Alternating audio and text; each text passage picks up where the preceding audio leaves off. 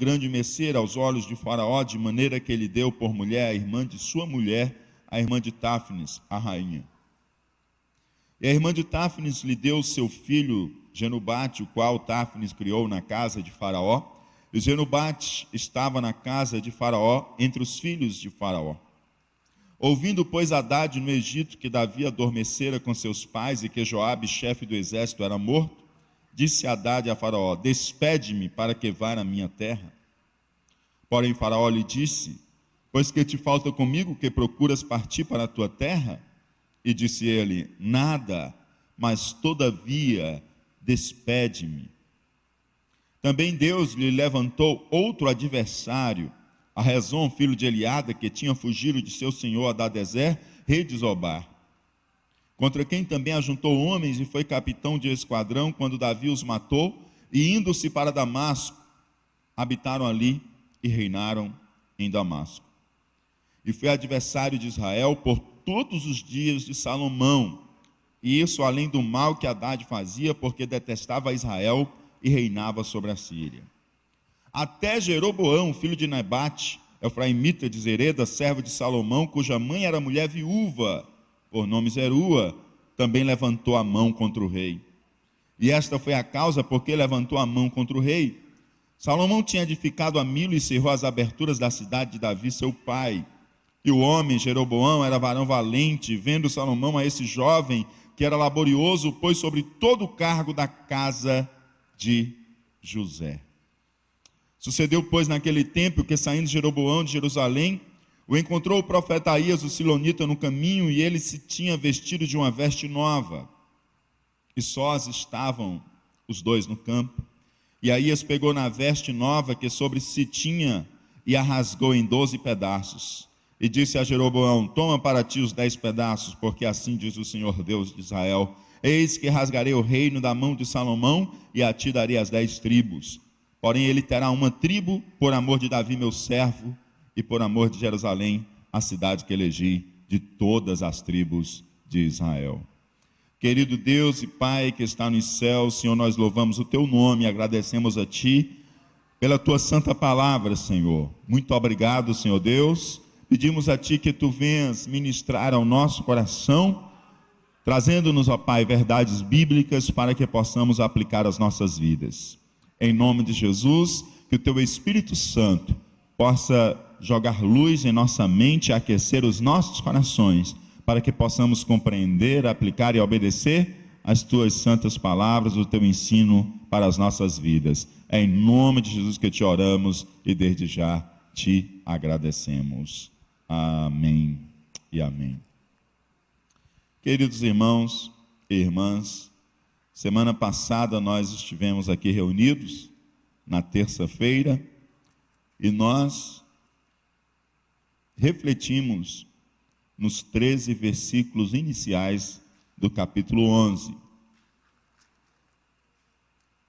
E naquela terça-feira nós aprendemos que, por Salomão ter ignorado o conselho de Deus e ter tomado mulheres não crentes para si, ele acabou se envolvendo com o pecado da idolatria.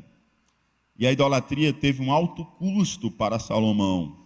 Deus o notificou e disse que o seu reino seria dividido.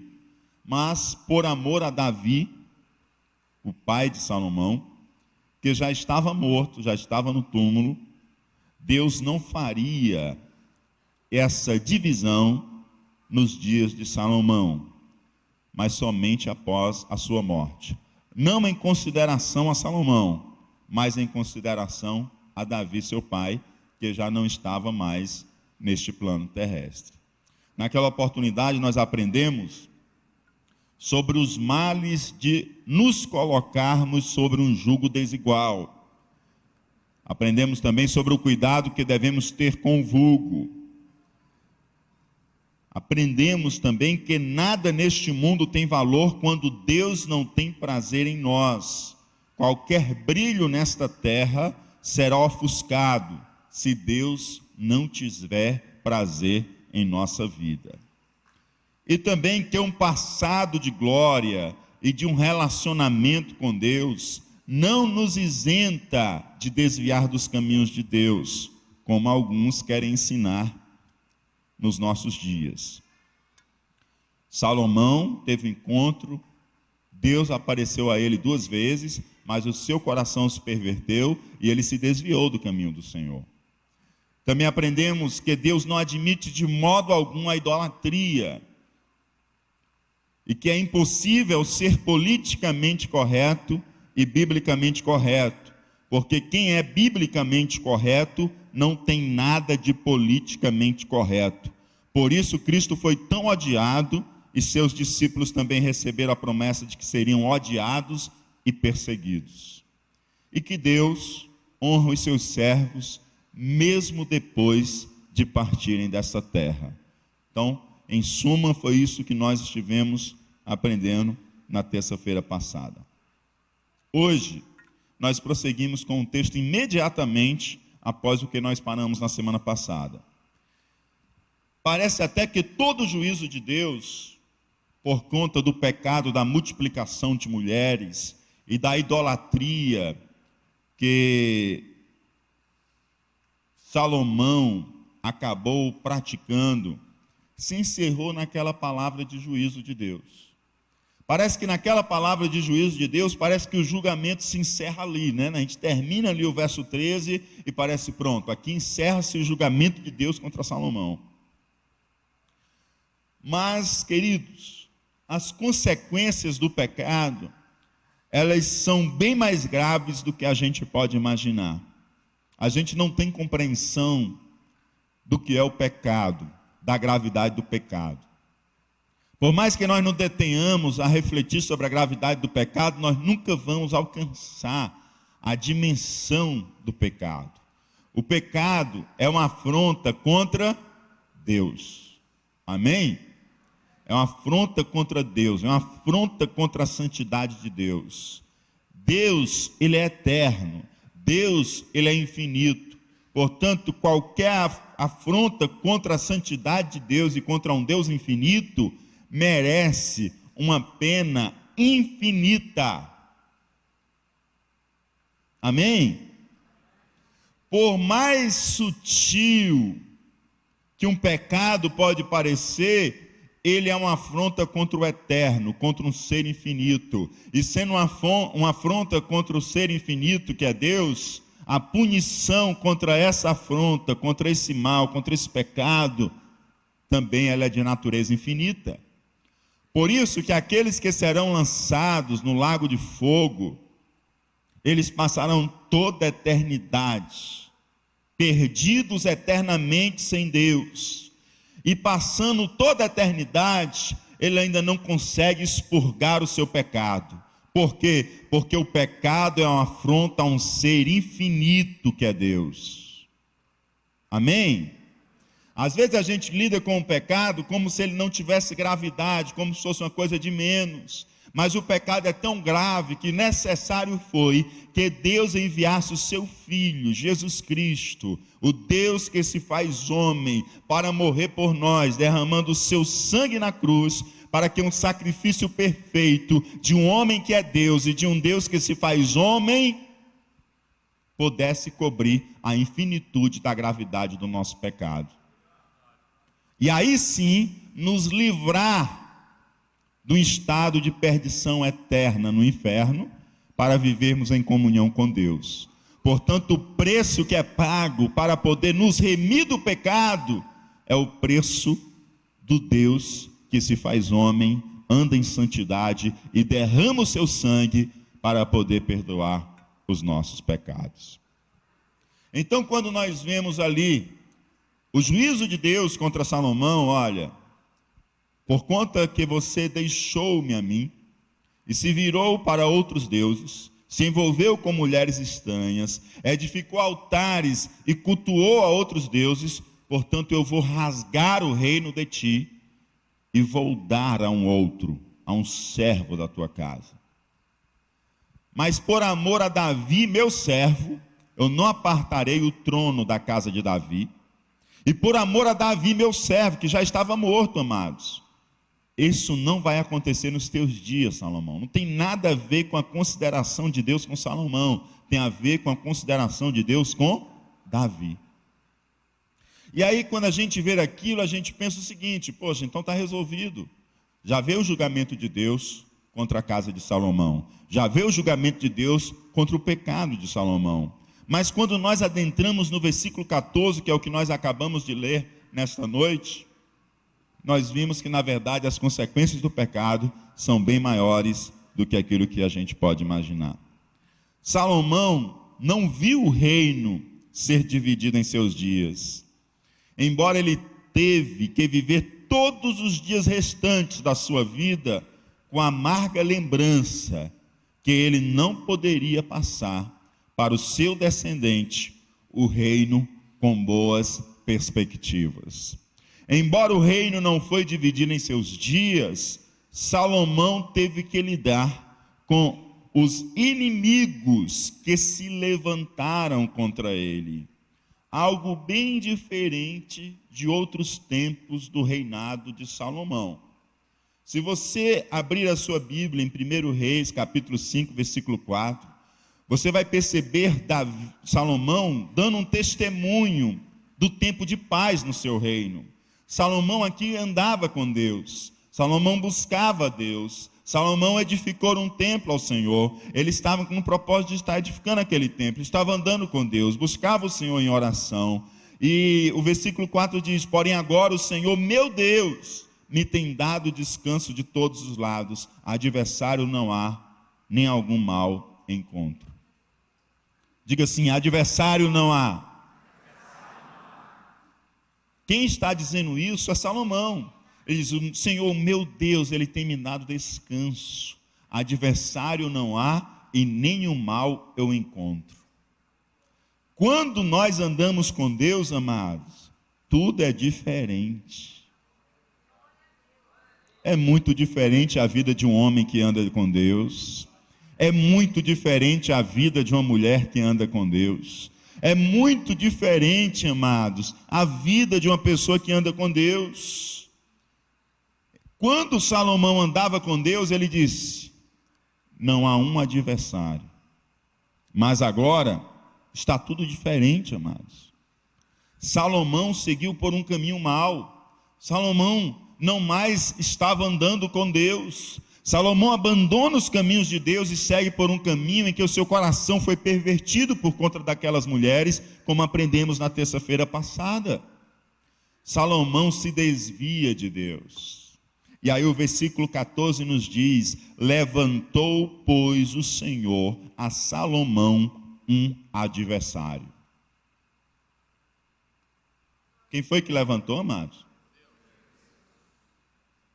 O mesmo Deus que lhe poupou de adversários quando ele andava com Deus, agora esse mesmo Deus levanta contra Salomão um adversário.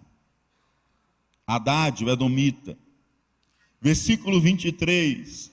Também Deus lhe levantou outro adversário, a Rezon, da Síria. Quando andamos com Deus, amados, nós estamos debaixo da sua proteção. Oh, como é bom andar com Deus. Mas quando nós deixamos a Deus, nós ficamos vulneráveis a todo tipo de levante e de ataque. Não vale a pena andar sem Deus. Não vale a pena desviar-se do caminho de Deus. Os adversários que Deus levanta contra Salomão, Deus levanta contra Salomão, são Haddad, o edomita, e Rezon, da Síria. Estes homens, queridos, eram pessoas insignificantes, eram figuras que não representavam perigo algum diante da grandeza e do poder de Salomão. Haddad, é resultado de quando Joabe, o comandante do exército de Davi, foi às terras de Edom, e saiu destruindo todos os varões edomitas, porque os edomitas eram contrários à nação de Israel. Só que o que acontece? Hadade, filho do rei, ainda muito jovem, os amigos do rei, os conselheiros do rei tomaram ele e fugiram para salvar a vida dele, que era de linhagem real. E aí seguem para o Egito. Chega no Egito, ele encontra graça aos olhos de Faraó. Faraó toma para si, ajuda, o sustenta, abençoa. Ele casa com a irmã da mulher de Faraó, e ele vai sendo bem sucedido, mas ele não é nada que inspire ameaça ao reino de Salomão. Ele é uma figura insignificante em termos de poder bélico. Ele não tem povo, ele não tem guerra, ele não tem exército para guerrear. Mas esse homem chega a um determinado momento, ele diz: Davi é morto, Joabe é morto, e eu vou lá, que agora eu vou guerrear com Salomão. O outro, Rezon, o que ele faz? Davi tinha tomado Damasco estrategicamente, manteve forças de defesa ali para que eles não reconquistassem novamente Damasco. Rezon, ele junta um bando de rebeldes, de saqueadores para si, se faz líder deles. Depois ele é declarado rei em Damasco. E ele, que também é uma figura que diante do poder de Salomão e da grandeza do reinado de Israel e de tudo que Israel estava vivendo naquele momento, ele não era ameaça alguma para Salomão. Mas deixa eu dizer uma coisa para você. Quando nós andamos com Deus, nós não tememos os maiores inimigos. Mas quando nós deixamos a Deus, as figuras mais insignificantes podem se tornar um grande perigo para nós. Eles não ofereciam, insignificante que eu digo, não é a dignidade, a pessoa deles, o caráter deles, mas eu digo, eles não tinham força para lutarem contra Salomão. Hadade, amados, era um sobrevivente. Rezon era um que juntou junto consigo ainda um bando de rebeldes. Não representava ameaça alguma a Salomão diante dos olhos humanos. Diante de qualquer análise política ou militar, eles não eram ameaça para Salomão. Mas precisamos lembrar que quando estamos com Deus, não importa o tamanho do prestígio, da força do adversário, não é preciso temer. Por maior que seja o adversário, quando estamos com Deus, a gente pode ficar tranquilo. Oh, como é bom andar com Deus, amados. Quando Salomão estava com Deus, ele não conseguia ver adversários, porque não existe adversário páreo para Deus, queridos. Não disse adversário para Deus, não dá nem para começar. O juiz apitou, amado, a bola já está lá dentro do gol. E não conseguem mais tirar de lá, porque não dá para guerrear contra Deus, amados. O negócio é andar pertinho de Deus. O negócio é não resvalar os pés. O negócio é continuar sempre no caminho, perseverando com Deus. Mas se a gente afasta-se de Deus, queridos, tudo muda. Salomão se afastou de Deus. E quando ele se afasta de Deus, o que acontece? Deus se voltou contra Salomão. Você já ouviu a história de quem não junta comigo espalha? Não é assim? Quando Salomão deixou de juntar com Cristo, ele estava fazendo o quê? Quando Salomão deixou de juntar com Deus, ele estava espalhando. Não tem café com leite. Ou veste a camisa do time de Deus, ou está na camisa do time contrário. Não tem meio termo. Não existe isso. Ou você está num time ou está no outro. Na hora que Salomão ergueu um culto idolátrico a outros deuses, ele começou a espalhar. Ele disse: eu não estou mais no time de Deus. E quem não está no time de Deus, amados, está contra Deus. E quem está contra Deus, Deus está contra ele. Deus está contra ele. Então Deus se coloca contra Salomão. E Deus levanta dois adversários que não valia nada para guerrear contra ele. E Deus levanta para perturbar Salomão. Levanta ele, porque Salomão tem me abandonado, pois agora ele está sem a minha proteção, eu vou levantar o adversário contra ele. E aí sabe o que acontece, amados? Quando nós estamos sem Deus, até um gafanhoto nos imprime temor. Até um gafanhoto nos imprime temor. Porque Deus nos derrota, amados, até com gafanhoto se a gente deixar ele. Mas se a gente anda com ele, amado, pode se levantar Golias. Olha como é diferente andar com Jesus. Olha como é diferente andar com Jesus. Oh, Deus maravilhoso. Eu não sei quem tem se levantado contra você. Eu só sei uma coisa: se você estiver do lado de Jesus, só se levanta para cair. Se você estiver do lado de Jesus, eu já sei o resultado final no placar. Se você estiver com Jesus, eu já sei quem vai subir no primeiro lugar do pódio e levar a medalha de ouro. Mas se a gente está sem Jesus, amados, aí a gente perde da pior zebra. Quem está entendendo diz amém. Enquanto Salomão estava com Deus, amados, ninguém ameaçava Israel e ninguém ameaçava o seu trono. Quando ele deixou de andar com Deus, 2 baratinhas tontas foi suficiente para estar importunando ele.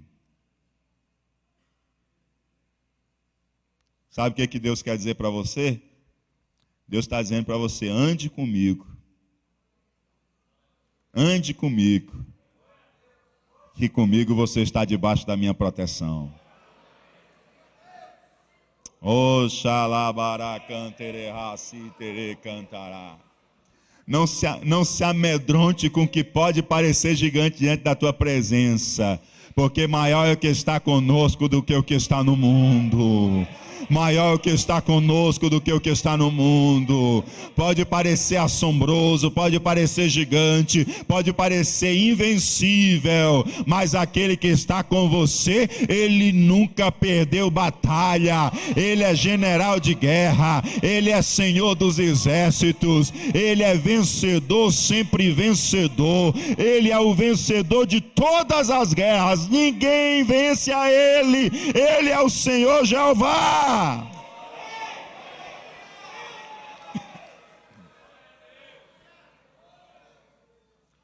Aleluia. O prato principal, amados, preparado do juízo de Deus, que foi a divisão do reino, ficou para o filho de Salomão amargar. Mas Salomão, queridos, ele começou a provar as entradas indigestas dos adversários que Deus levantou contra ele. Eu não sei por que caminho você está.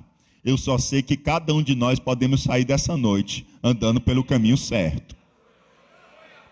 Porque o caminho errado, amados, a gente se assusta até com a formiga.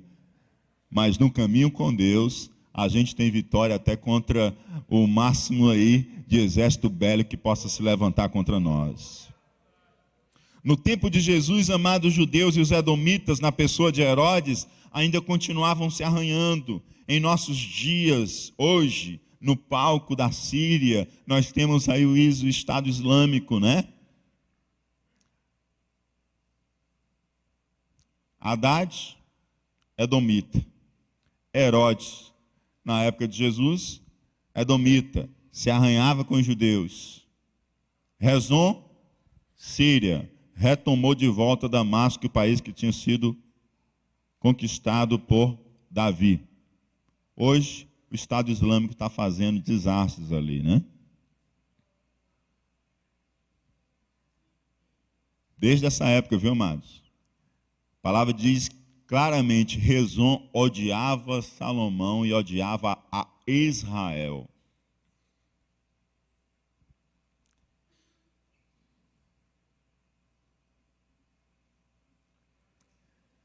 Deixa eu dizer uma coisa para você. Não construa inimigos. Inimigos já nascem naturalmente. Já viu aquele mato que nasce naturalmente? Choveu, daqui a pouco você já tinha limpado todo o mato, já cresceu de novo? Hã? Sim ou não? Pois inimigo já nasce naturalmente. Então você não deu um jeito de provocar a criação de mais inimigo, não. Porque os inimigos que a gente cria, fica de herança e inimizade para os nossos filhos. Então não crie inimigos. Cuidado, pais, para não deixar inimizade de herança para seus filhos. Adversários já se levantam naturalmente em nossa vida, a vida de todo ser humano. Tem gente que passa a ser seu adversário por nada. Tem gente que passa a ser seu adversário porque Deus ordenou bênção sobre a sua vida. Tem gente que passa a ser seu adversário porque Deus abriu uma porta na sua casa. Tem gente que passa a ser seu adversário porque olha para a sua casa e vê a alegria entre você e o seu cônjuge. Tem gente que passa a ser seu adversário porque Deus lhe abençoa no ministério. Tem gente que passa a ser seu adversário porque vê Deus abençoando e lhe fazendo prosperar e passa a ser seu adversário do nada. Então, esses que nascem do nada, que se levantem, mas você não provoque inimizade com ninguém. Amém? Porque tem gente que fica cavando inimizade. Para que isso, meus amados? Nós fomos chamados, foi para ser embaixadores da paz. Adversários já se levantam naturalmente na vida de todo ser humano. O problema é quando nós geramos o adversário. Não gere, não gere. Como nos diz a palavra, se for possível, quanto estiver em vós, tende paz com todos os homens. Romanos 12 e 18. Amados, as pessoas olham Deus, que só faz abrir o céu e chama todos os homens para entrar, independente se está em pecado ou se não está. Deus não é assim, não. Deus não é assim. Esse Deus aqui é um Deus rejeitado pelos nossos dias, um Deus que levanta adversário. Ou você acha que Deus não pode levantar um adversário contra a sua vida?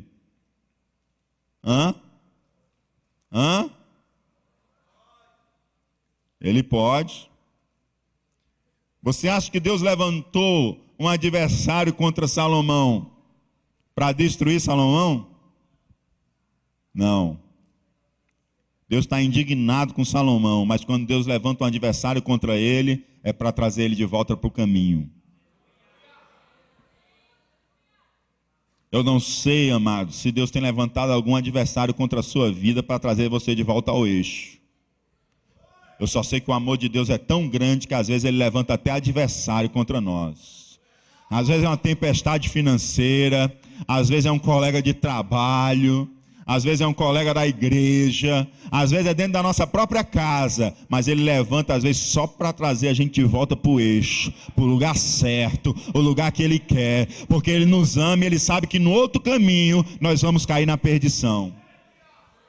Salomão, vem cá, tu está muito na benção, Salomão, está bem demais para você, é isso, tu tem se desviado dos meus caminhos, e esse caminho que tu está vai te levar à morte e perdição eterna. Pois vem cá, eu vou te levantar aqui adversários, para ver se tu se arrepende e volta para o teu primeiro amor, para ver se tu se arrepende e volta para o teu primeiro caminho, para ver se tu arrepende e volta para os caminhos do teu pai, porque nos caminhos do teu pai, tu vai achar vida e bênção. Oh, Deus querido, aleluia. Meus amados, Quando o inimigo é de fora, amados, já incomoda muito. Um inimigo de fora já incomoda bastante. Mas imagina quando o inimigo brota de dentro dos seus. Quando aparece o inimigo lá de fora, já incomoda bastante. Mas quando aparece o inimigo junto com você, está aqui dentro da tua equipe, que nem aquele que Davi disse, voltou o calcanhar contra mim. Só consegue ferir, amado, com calcanhar quem está bem pertinho, quem está junto, quem está na mesma equipe. Quem está longe não consegue ferir com calcanhar, não. Sim ou não? Da própria equipe de liderança de Salomão, levantou-se um contra o rei. Versículo 26. Até Jeroboão, filho de Nebate, efraimita de Zereda, servo de Salomão, cuja mãe era mulher viúva, por nome Zeruia, também levantou a mão contra o rei. Diga assim, Jeroboão. Jeroboão, amados, ele deveria ser o primeiro rei do reino do norte. Ele passa para a história como um rei que fez o povo pecar. Diga assim, um rei que fez o povo pecar. Pense num rei ruim. Pense num rei mau. Jeroboão. Zeru, a mãe de Jeroboão, era viúva. Salomão fez alguns trabalhos de edificação em Jerusalém, a cidade conquistada por seu pai. Edificado por seu pai. E na execução deste trabalho, Salomão percebe um jovem de nome Jeroboão. E ele observa que aquele jovem era um jovem capaz, era um jovem muito trabalhador, muito esforçado no serviço.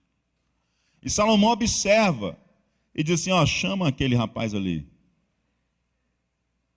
Gostei do trabalho dele, é uma pessoa responsável, é uma pessoa trabalhadora, é uma pessoa que veste a camisa mesmo. Eu vou promovê-lo. Ele agora vai ficar com o cargo de cuidar dos trabalhadores da casa de José. Os trabalhadores da tribo dos filhos de José, eles vão estar debaixo da autoridade dele. Uma espécie de governador daquele serviço. E aí, ele é promovido, porque em geral quem faz um bom trabalho é o quê, amados? Geralmente quem faz um trabalho é o quê? Promovido. Provérbios 22 e 29 diz assim, viste o homem diligente na sua obra? Perante rei será posto, não permanecerá entre os de posição inferior.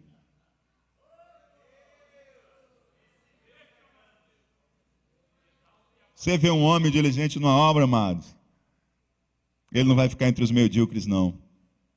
Deus o coloca entre os reis. Sim ou não? Jeroboão, amados, foi somado à equipe de Salomão.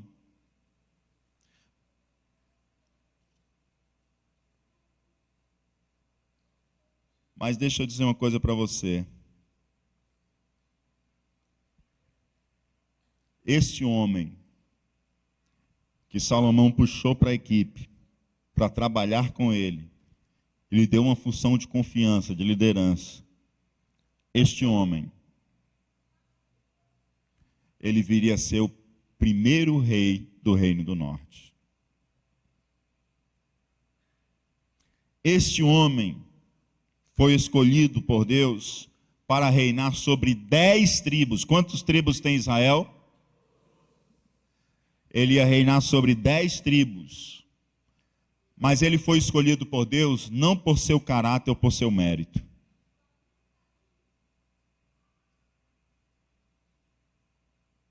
Ele foi escolhido por Deus para castigar a apostasia de Salomão. Jeroboão não foi escolhido por Deus porque era um homem de caráter, porque era um homem de mérito. Não. Deus escolheu ele para castigar a apostasia de Salomão. Aías, o profeta, chega diante de Jeroboão e diz o seguinte: ele vem com uma capa nova, Aías, e Aías, quando chega diante de Jeroboão, Aías tira aquela capa, e Aías parte aquela capa. Ele pega 10 pedaços e coloca na mão de Jeroboão. Toma, Deus diz que vai te dar 10 tribos.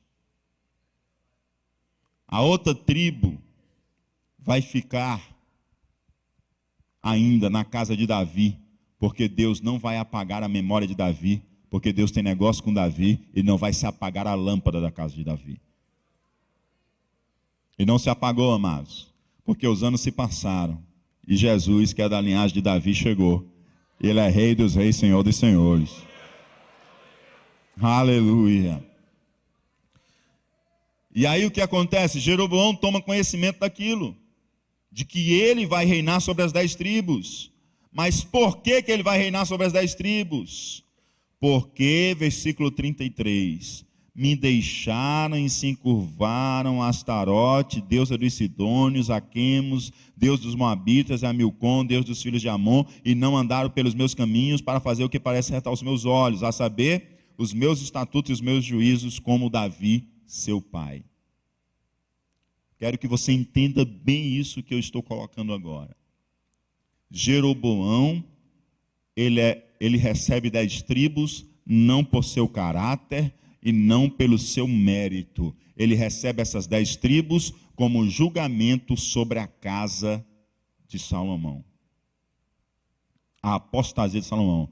Você está recebendo porque você é um escolhido de Deus, porque Deus lhe ama. Não, você está sendo escolhido porque Salomão adorou outros deuses. Deus é muito claro aqui no versículo 33. Da mesma forma, amados, que Israel foi escolhido para entrar em Canaã, amados, não era porque Israel era melhor, é porque era punição contra os cananeus. E aí Deus tira, levanta um povo e bota esse povo dentro de Canaã, porque aquele povo tinha ofendido a terra, porque adorava outros deuses. Quem está entendendo diz amém. O que acontece, queridos? Jeroboão recebe, queridos, essa profecia. E ao receber essa profecia, não sei se tinha alguém por perto e ouviu. Só sei que o que entendemos pelo texto é que chegou aos ouvidos de Salomão. Ou se porventura, ao receber, ele não entendeu as restrições da profecia. Por quê? Porque ele tenta levantar-se contra Salomão. E se ele tentou levantar-se contra Salomão para tomar o trono de 10 tribos, significa dizer que ele não compreendeu ou não deu ouvidos às restrições da profecia. Deus diz o seguinte: somente após a morte de Salomão, Deus diz o seguinte: você vai ficar com 10 tribos, porque 2 vão ficar com a casa de Davi. E ele diz: sua casa será firme se você andar segundo o conselho de Deus. Você não vai receber essas 10 tribos antes da morte de Salomão. É isso que Deus diz para ele. Segundo, você vai ficar só com 10 tribos, não é com tudo. Terceiro, Deus diz assim: agora se você andar nos meus caminhos, eu vou fazer a tua casa firme, a tua dinastia firme, assim como eu estou fazendo a dinastia de Davi firme. Entendido? Amém? Mas Jeroboão, amados, não merecia o posto tão bom como esse. O problema, como diz Mateus Henry, é que Israel merecia um príncipe tão mau.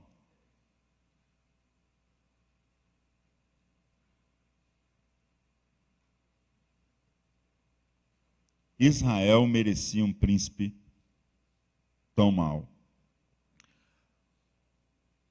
Jeroboão, queridos, quando ele entra após a morte de Salomão e recebe as 10 tribos, e ele entra no governo, ele entra para reinar, deixa eu dizer uma coisa para você que acontece. Deus diz para ele: se você andar nos meus caminhos, eu vou estabelecer a sua casa. Ele está recebendo 10 tribos por causa do juízo de Deus sobre Salomão. Se ele fosse uma pessoa sábia, ele tinha ouvido e ele tinha obedecido. Mas olha o que ele faz. Eu não posso permitir que o povo volte para Jerusalém, onde está o templo, para adorar a Deus. Porque em chegando lá, pode ser que eles acabem me deixando e se aliando novamente ao reino do sul. O que eu vou fazer? Eu vou construir 2 altares nas extremidades do meu reino. Então, nos dias das festas, eu vou fazer as festas também aqui. E aí nós vamos adorar a estes bezerros.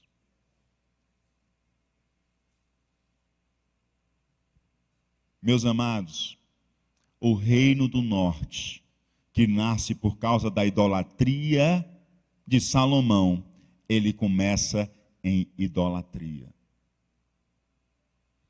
Deus deu uma chance para aquele reino não seguir no pecado de Salomão, mas aquele reino seguiu no mesmo pecado. Quando nós andamos sem Deus, amados, nós erramos o alvo. Várias pessoas aqui trabalham e lideram equipe, quer no ministério, quer no trabalho. E ainda aqueles que não lideram equipe, nem formam equipe para trabalhar, ainda assim, você forma equipes de pessoas que são seus amigos. Sim ou não? Deixe-me mostrar a vocês a diferença de Saul, Davi e Salomão. Diga comigo: Saul, Davi, Salomão.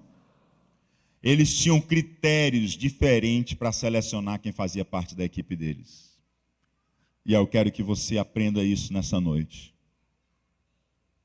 Amém? Eu quero que você saia com isso gravado no seu coração nessa noite. Que quem anda com Deus, por maior que seja o inimigo, ele não é nada diante do Deus grande. E eu quero que você aprenda a selecionar pessoas para fazer parte da sua equipe. Amém? Saul. Como que Saul, qual o critério usado por Saul para uma pessoa fazer parte da equipe dele? 1 Samuel 14:52. Saul a todos os homens valentes e valorosos que via, os agregava a si. Homens valentes e valorosos, Saul agregava a sua equipe. O cara é bom, então eu quero ele comigo. Quem está entendendo, diga amém. Saul parece com os nossos critérios de seleção hoje. Eu quero o cara bom, quero o melhor cara. Ele é perito, ele se garante, é esse aí que eu quero. Eu quero os valentes, os valorosos. Eu quero os top. Esses eu agrego à minha equipe. Salomão, um exemplo nós temos aqui em Jeroboão. Salomão pega o que é muito trabalhador, o que é muito esforçado. Ah, esse aqui é laborioso, então é esse aqui que eu quero na minha equipe. Vem para cá. Esse aqui dá o sangue. É esse que eu quero.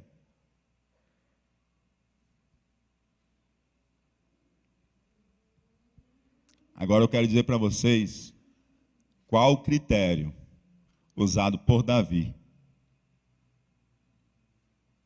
para fazer parte da equipe dele. Quem era o homem segundo o coração de Deus? Saul? Salomão? Quem era? Então vamos ver qual o critério que ele usa. Salmo 15, versículo 2 ao versículo 5. Aquele que anda em sinceridade e pratica a justiça e fala verazmente segundo o seu coração, aquele que não difama com a sua língua, nem faz mal ao seu próximo, nem aceita nenhuma afronta contra o seu próximo. Aquele a cujos olhos o réprobo é desprezado, mas honra os que temem ao Senhor. Aquele que mesmo que jure com dano seu, não muda. Aquele que não empresta o seu dinheiro com usura, nem recebe subornos contra o inocente. Quem faz isto, esse faz parte da equipe de Davi. Nunca será abalado. Esse vai subir os montes de Jerusalém, vai entrar no palácio do rei, vai fazer parte da equipe dele. Quem subirá aos montes de Sião? Quem vai entrar nos palácios do rei? Quem vai fazer parte da equipe real? São estes. Davi procurava os fiéis da terra para compor a sua equipe. Oh, amados, queridos, eu estou trabalhando com liderança desde 97, 98. Caminhando aí para perto de 20 anos, né? Mas uma coisa que eu repeti em todas as equipes que eu trabalhei, eu prefiro trabalhar com uma pessoa sem muita técnica e de caráter, do que uma pessoa extremamente exímia no que faz, sem caráter.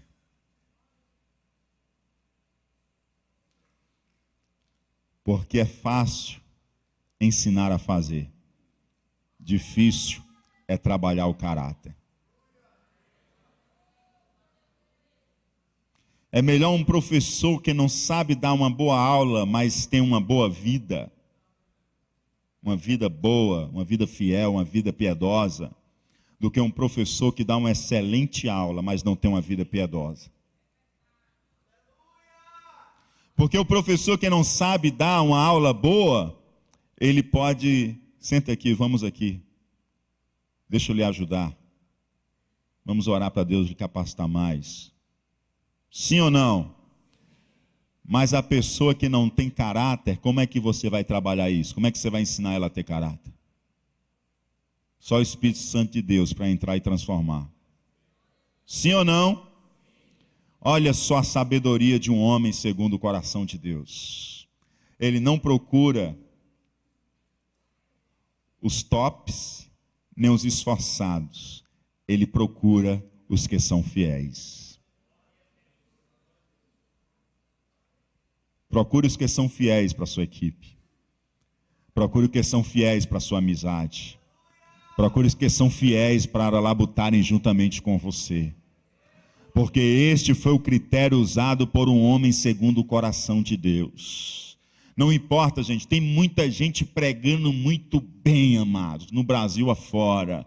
A pergunta é esses que a gente quer na nossa equipe? Ou a gente quer homens de caráter? Homens íntegros, dos quais a gente possa olhar e dizer: eu quero aprender mais com esse servo de Deus.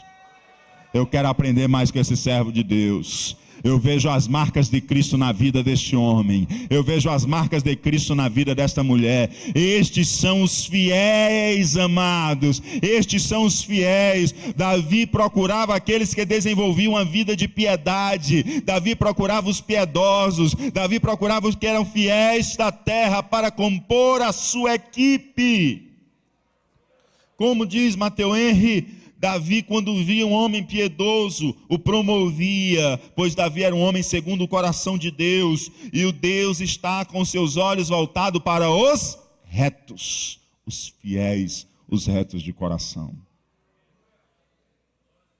Amém? Oh, amados, como é bom trabalhar com gente fiel. É muito bom, amados. Falta técnica, mas não falta oração. Falta técnica, mas não falta unção. Falta técnica, mas não falta discernimento espiritual. Falta técnica, mas não falta amor. Ai, Jesus. Como é bom trabalhar com os fiéis da terra, amado, porque os olhos do Senhor estão sobre os retos, os olhos do Senhor estão sobre os justos, queridos.